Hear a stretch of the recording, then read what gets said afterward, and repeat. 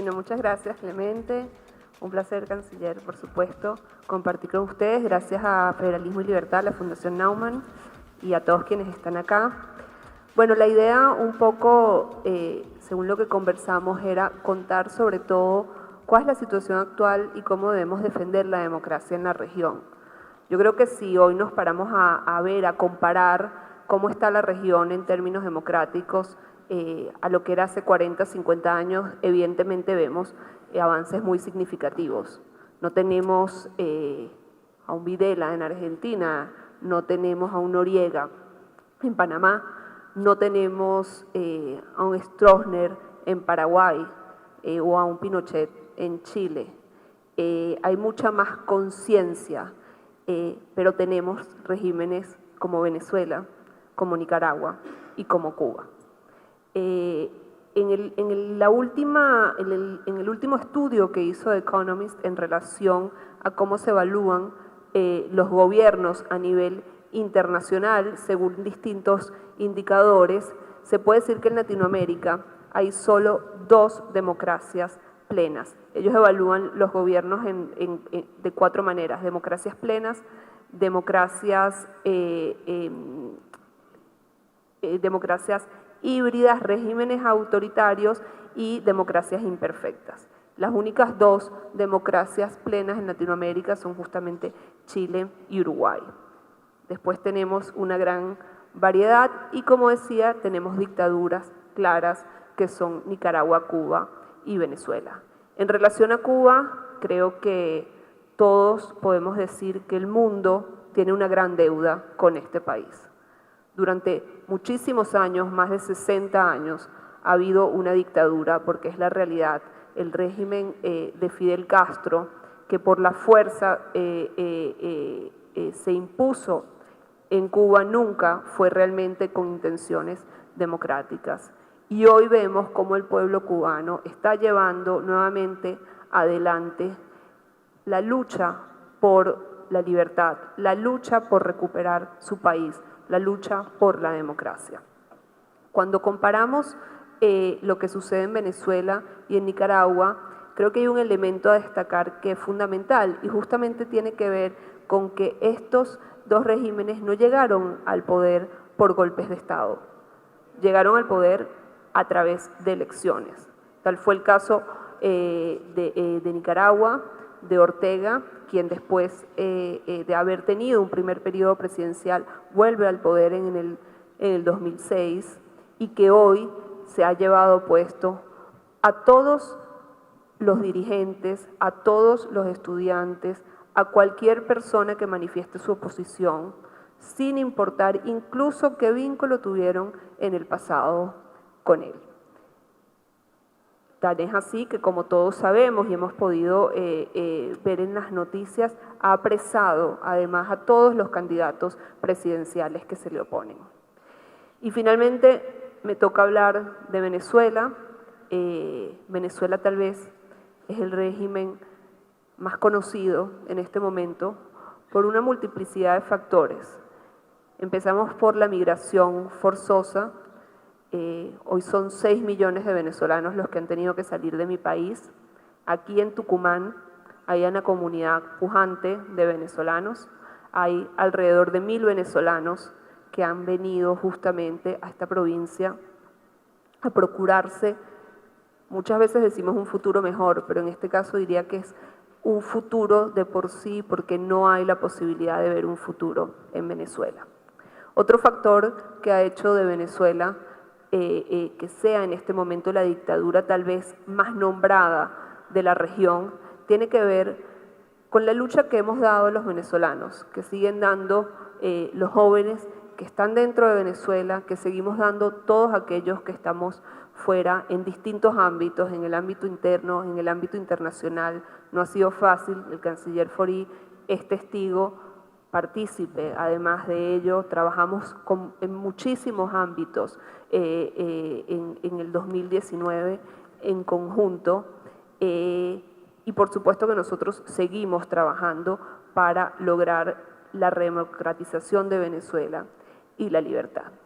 Pero yo creo que uno de los factores que tal vez hace de Venezuela uno de los lugares más conocidos es el impacto que genera ver como uno de los países más ricos del mundo, por el autoritarismo y por el populismo, hoy tal vez también es uno de los países más pobres del mundo. Estamos hablando de un país que ha perdido en los últimos años 89 puntos del PBI. Estamos hablando de un país que entre el año 2010 y 2014, cuando gobernaba Chávez, tuvo como ingreso $1 billón, que yo a veces cuando doy estas conferencias tengo un papelito en el que muestro lo que significa $1 billón, porque a muchos nos es difícil entender que $1 billón son 12 ceros. Eso significa 70.000 millones de dólares anuales durante casi 15 años. Eso significa que Chávez tuvo la renta más importante y más grande que toda la renta junta de la historia republicana de Venezuela desde 1830, en menos de 15 años. Hubiésemos podido, por supuesto, ser una potencia, hubiésemos, por supuesto, podido ser un país con la mejor educación, con los mejores hospitales, en donde no hubiesen clases desfavorecidas, pero sucedió absolutamente todo lo contrario. El dinero se fue en corrupción, como hablaba María Eugenia, justamente lo que tiene que ver con estos regímenes y cómo se alimentan de la corrupción. El dinero se fue en comprar voluntades internacionales y el dinero se fue justamente en comprar la voluntad, en muchos casos, de los venezolanos a través del populismo. Y quiero hablar del populismo, tal vez como uno de los últimos puntos para comenzar esta conversación, y es que hay ciertos elementos que tenemos que identificar en relación a los líderes populistas.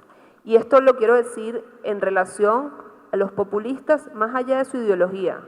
Los populistas pueden ser de izquierda, pueden ser de derecha. Tenemos el caso de Chávez, hoy en día también tenemos el caso de Bukele, en El Salvador, quien llegó a través de las vías democráticas como una tercera vía, justamente, y se ha llevado puesta todas las instituciones de El Salvador. Lo hace tal vez de manera cínica o pretendiendo ser simpático. Bukele recientemente puso en su Twitter que era un dictador. Esto definitivamente no solo ofende a las democracias, sino ofende a todas las víctimas de las dictaduras. Pero volviendo a lo que tiene que ver con el populismo y a estas características, he venido viendo y tal vez me gusta resumir de alguna manera 6 elementos que considero clave y a los que creo que debemos estar todos siempre muy atentos a la hora de elegir, a la hora de manifestarnos, a la hora de tratar de analizar la realidad política de nuestros países, y es cómo identificar a un líder populista. Primero que todo, tienen enemigos internos y externos. Los enemigos internos son los culpables de todo lo que le pasa al país, al igual que los enemigos externos. Creo que un ejemplo clásico de los populistas de izquierda es culpar a Estados Unidos por todo lo que pasa. Otro elemento, el segundo elemento, es el yo como el único intérprete del pueblo. Los líderes populistas creen que ellos son los únicos que tienen la verdad y le prometen al pueblo que son los únicos que pueden llevar adelante la defensa de sus intereses. Por otro lado, el caudillismo, ya tan conocido, lo que tiene que ver con, es el líder que genera una sola ideología, que es la ideología, según ellos, correcta, y el dogma. Lo vimos en Mao, lo vimos en Hitler, lo vimos en Chávez.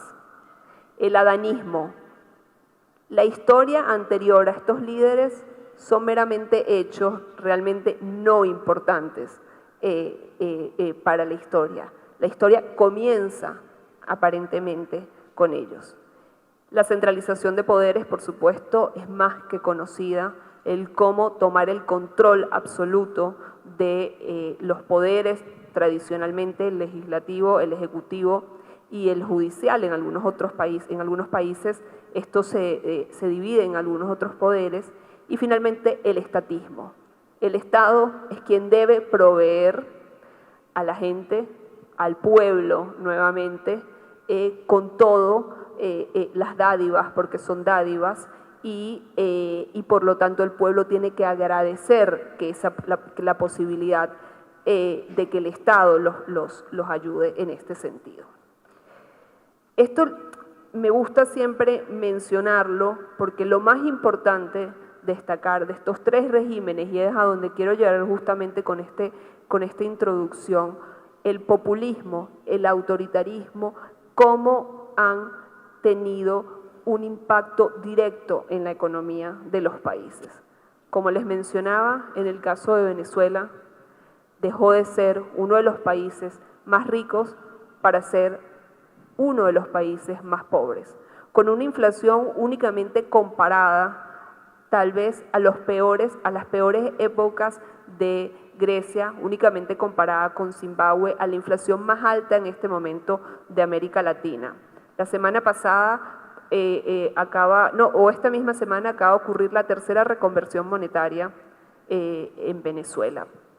En 20 años han habido 3 reconversiones monetarias. Le han quitado 13 ceros a la moneda. Cuando llegó Chávez al poder, un dólar eran 4 bolívares 40. Hoy un dólar, creo que se los voy a tener que dibujar para que lo entiendan, si dejásemos esos 13 ceros, son un número 5 y 17 ceros al lado. Estos son los niveles inflacionarios de Venezuela. Esto es lo que nos hace entender por qué hoy un salario mínimo en Venezuela no supera los 4 dólares y una cesta, una canasta básica, supera los 500 dólares. Y la pobreza en la que evidentemente el populismo, el autoritarismo han hundido a Venezuela. Finalmente, mencionar que según, esto es importante, según lo que ya sabemos todos, pero es importante siempre destacarlo según las organizaciones y las revistas académicas que lo estudian. Según la organización Freedom House, existe una correlación alta y estadísticamente significativa entre el nivel de la libertad política y el nivel de la libertad económica. Y creo que justamente lo que estamos tratando de ver todos en este foro y entender la conceptualización para poder ver qué es lo que está sucediendo en algunos países, específicamente en Argentina y en general en la región. Así que finalmente creo que esa es una de las principales razones por la cual hoy hay que defender la democracia. Hay que defender las instituciones democráticas. La democracia definitivamente es el único sistema que puede asegurar las leyes, que puede asegurar el Estado de Derecho, que puede asegurar que las oportunidades existen y sean respetadas y que conciba de esta manera el construir y generar riqueza individual y colectiva. Muchas gracias, Elisa. Una pregunta que seguramente muchos de la audiencia se hacen es que cuando vos clasificás el populismo, llenamos varias casillas nosotros. Las últimas elecciones PASO nos dan un poco de esperanza de que haya un equilibrio de poder que impida, digamos, el camino hacia una Venezuela, digamos. ¿Cómo ves esa situación, digamos? Llenamos todas las casillas, nos faltan algunas para ser un gobierno populista y si estamos camino a Venezuela o no. Sí, la última parte de la pregunta en relación a si estamos camino a Venezuela es algo que me lo preguntan mucho en foros, en la calle, en entrevistas. Yo creo que siempre hay que diferenciar a los países. Evidentemente cada país es único, cada historia es única.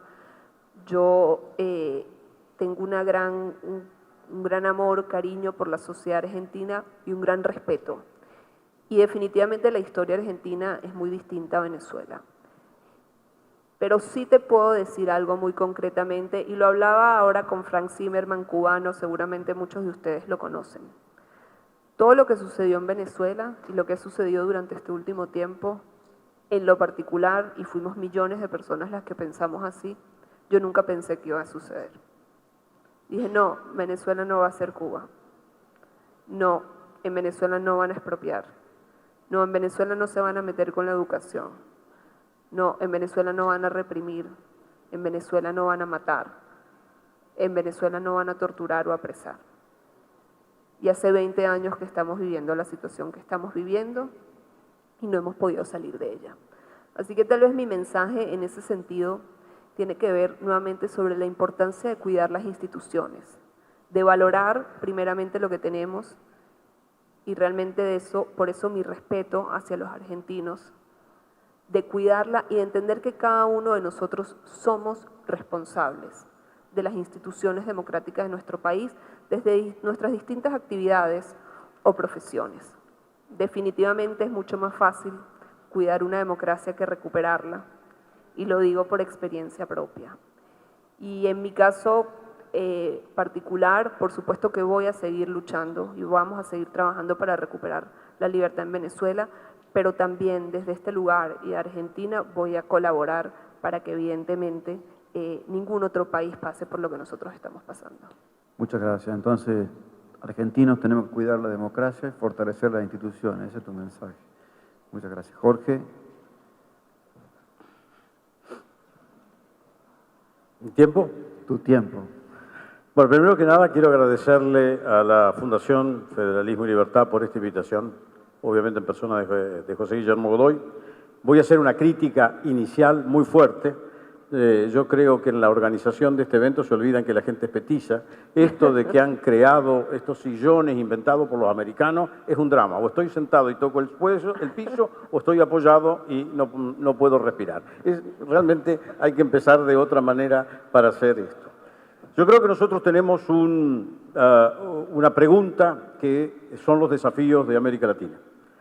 Y los desafíos voy a hablar fundamentalmente porque es de lo que me siento más cómodo para hablar de América del Sur, si bien hay algunas características que aplican a América Central, dejemos de lado América del Norte, que incluye a México, que de algún modo es diferente, que vivimos en este siglo XXI de una manera realmente traumática los países de la región, porque como lo empezó explicando largamente Jerry de la Polera, hablando de Argentina en particular, es un deterioro que podemos mirar en muchos de los países de la región y ella representa una de las situaciones más críticas que vive algún país de la región, siendo como somos todos países con riquezas importantes de todo tipo, sean algunos naturales, otros riquezas tecnológicas o posibilidades.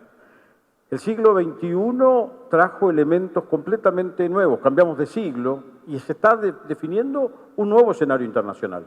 Y en ese cambio de siglo vinieron algunas cosas que vienen desde el siglo pasado, particularmente desde la década del 80, 90, la discusión, por ejemplo, en términos de la convicción violenta de algunos sectores de musulmanes o la disputa con Israel. Esto es una cosa que viene y que pasó de un siglo a otro. Ha pasado de un siglo al otro, por ejemplo, la vigencia del multilateralismo, pero al mismo tiempo en el siglo XXI, como hemos tenido oportunidad nosotros de verlo, el multilateralismo no ha respondido de la forma eficaz que nosotros querríamos. Argentina está en Naciones Unidas, obviamente desde el momento inicial y desde muchos años atrás, el secretario general de Naciones Unidas tiene el mandato de promover un diálogo entre Argentina y el Reino Unido, cosa que por los distintos juegos que hay dentro no ha prosperado. Pero ahora hemos visto lo que ha sido la actitud dentro de la Organización Mundial de la Salud, donde tampoco la Organización Mundial de la Salud pudo responder en tiempo y debida forma en el momento inicial de la pandemia. En el siglo XXI tenemos la irrupción de un actor que no lo teníamos en el siglo precedente de la forma preeminente que tiene, que es China. Y esto tiene una repercusión extraordinaria para todo el continente latinoamericano, para el África, y forma parte de una disputa de poder de gran envergadura entre Estados Unidos y ellos.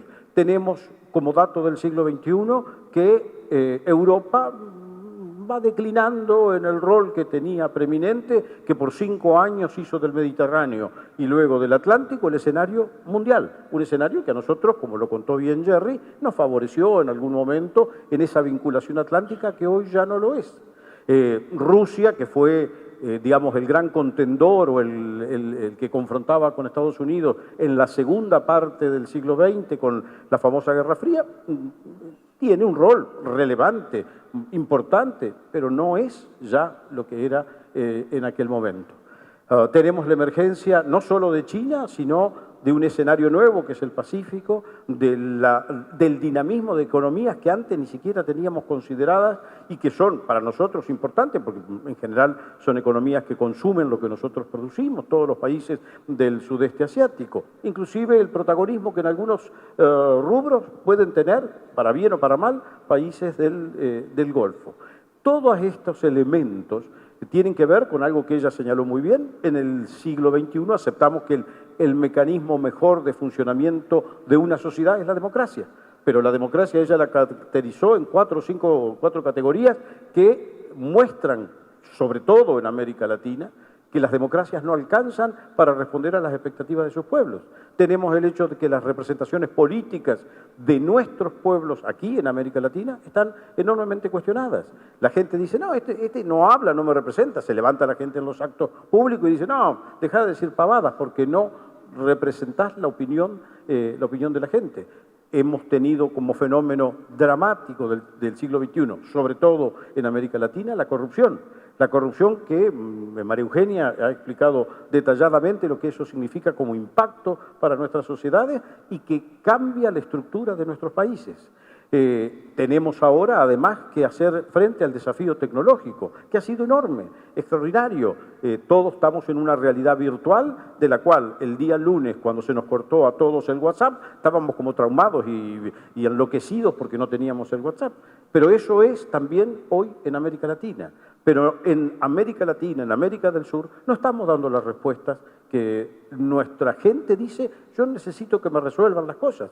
No sé si fue Alfonso o quién que contó los procesos de crecimiento que tuvieron países como Chile, como Colombia, como Perú, que triplicaron su Producto Bruto. Sin embargo, la sociedad peruana, la sociedad chilena y la colombiana están inquietísimas a punto de hacer revueltas que casi se cargaron físicamente la Embajada Argentina en Santiago, se han manifestado todos contrarios, han hecho una nueva constitución, una constitución que va a ser una especie de pergenio extraordinario porque va a sumar los votos hasta de una persona que quiere que figure. No es la constitución alberdiana, que hay un pensador, algo que se refleja en una sociedad.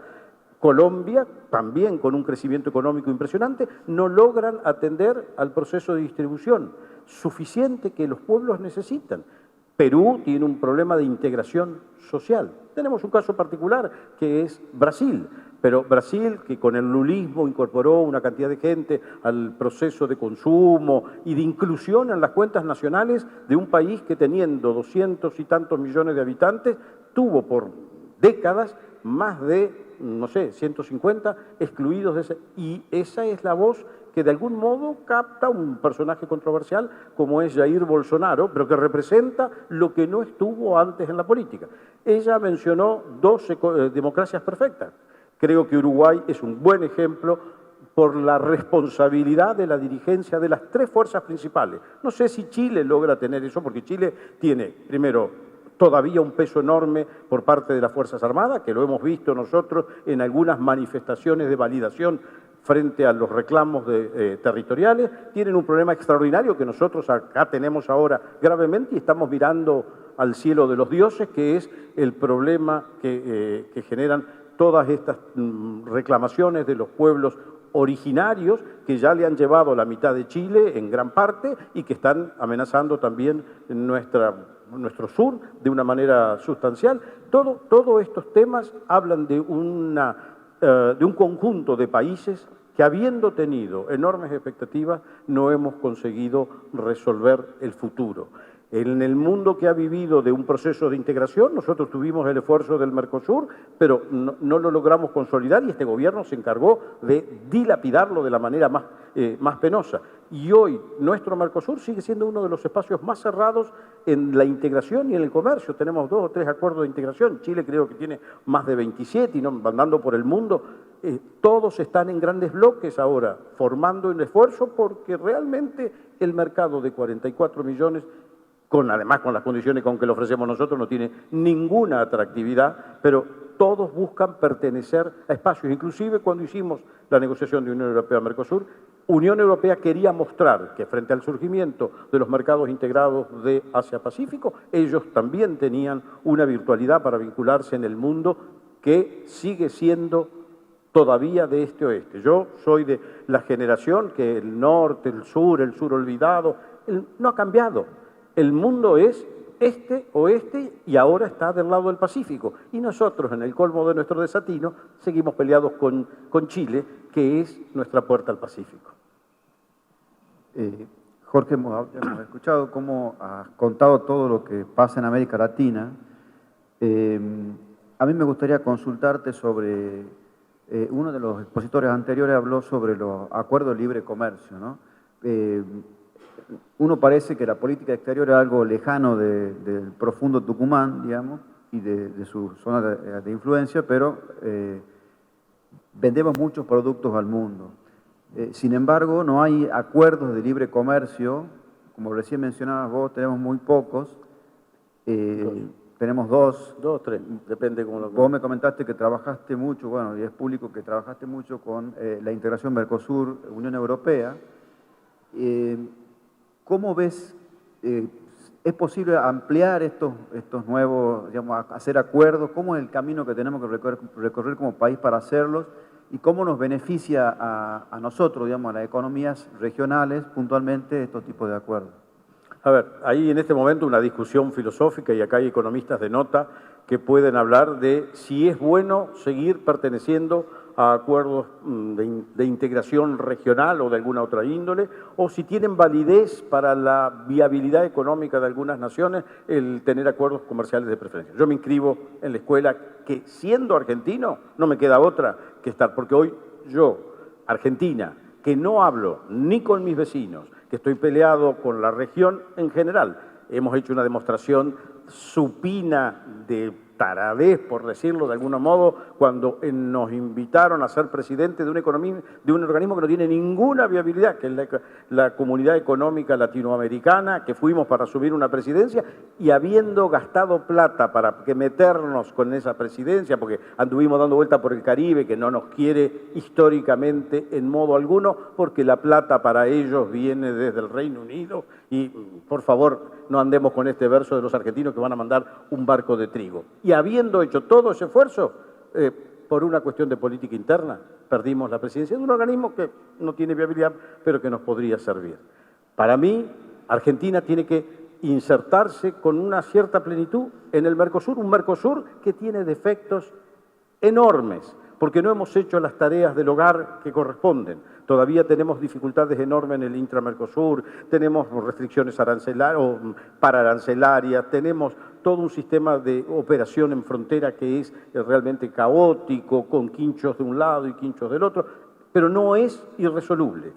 Y el acuerdo Unión Europea-Mercosur era una primera puerta u oportunidad para mostrar que podíamos tener espacios de mercado en cuotas o cupos, en cantidades aseguradas, por una determinada cantidad de tiempo, sin que hubiera un impacto sensible sobre la producción local en plazos que iban entre 5 y 10 años y que tenían además el acceso al crédito europeo, a los fondos estructurales europeos para reconvertir aquellos sectores que no tuvieran competitividad o cláusulas que permitían parar el ejercicio de comercio si había un impacto sensible.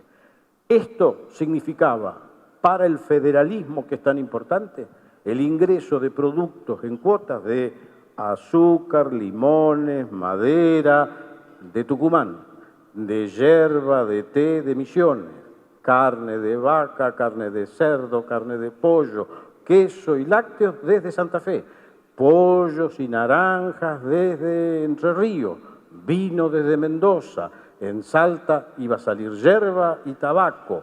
Cada uno tenía dentro de este programa una cuota de algo que era el principio y también incluía la industria metalmecánica, la industria química, la industria automotriz, o sea, estaban todos los sectores incluidos. Una pena que no hayamos seguido con eso porque hemos roto las posibilidades de crecimiento y de integración en las cadenas de valor europeo en un mercado como Europa que tiene un poder adquisitivo importante, que nos daba una escala de casi 800 millones de consumidores a ambos lados, que tenía que tener muchas salvaguardias, pero que nos faltó la voluntad política para llevarlo adelante porque fue el gobierno actual que paró este ejercicio el día 10 de diciembre diciendo que quería renegociar el acuerdo.